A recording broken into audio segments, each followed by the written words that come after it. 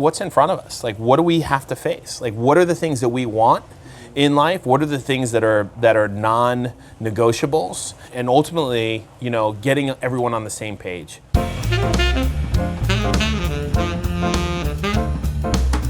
And the only way you can get on the same page is through communication. It's through conversation. It's through dialogue. And I think I think that relationships of value, whether they're interpersonal relationships, whether they're business relationships, whether they're partnerships, they're all predicated on communication and effective communication.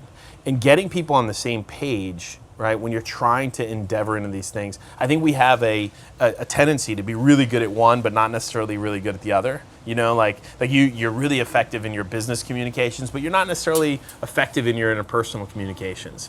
And I think that there's a need, as you endeavor into entrepreneurial ventures, to say, hey, look, the non-negotiable for me is that I'm not going to go and take a job that's going to suck my soul out. And these are the reasons why. It's not that I'm refusing it. It's not that I'm, this or that. It's just that if I do that, a little piece of me is going to die, and I'm not going to be a good father, or not going to be a good father, a husband. I won't be as good of a human being. I'm not going to be the same, the person that I want to be.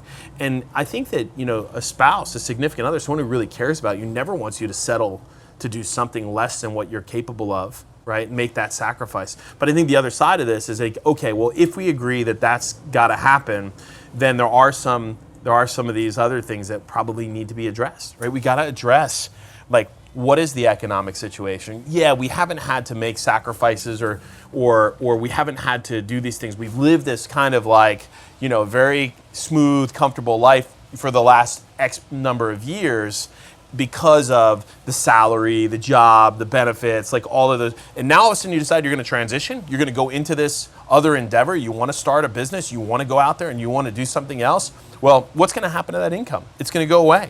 It may mean that your spouse has to go and get a crappy job for a short period of time. And maybe it's not just entrepreneurism. Maybe it means that, a spouse is going back to school, right? They're going to go get a degree in nursing because they've always desired to do that. Who's going to take the kids to school? What school are they going to go to? What are the economics going to look like? What's going to happen to the funding of the retirement, the funding of the college, program, and all these other types of things?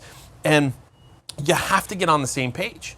And if you're not on the same page, what happens is you carry this burden.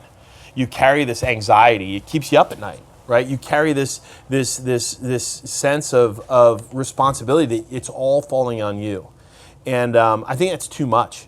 I think that entrepreneurs that do it, and I speak from personal experience, I think when you do this, ultimately what ends up happening is the world around you starts to crumble in on you around the economics. And I think you'd be much better served to have open discourse and kind of talk it through what those challenges are. And I think it comes back to that same, element in the past. If you're the entrepreneur and you want to have these conversations, if you get to that place in the dialogue, we're saying, hey, we're going to make certain sacrifices, but I've never let you down and I'm not about to start letting you down.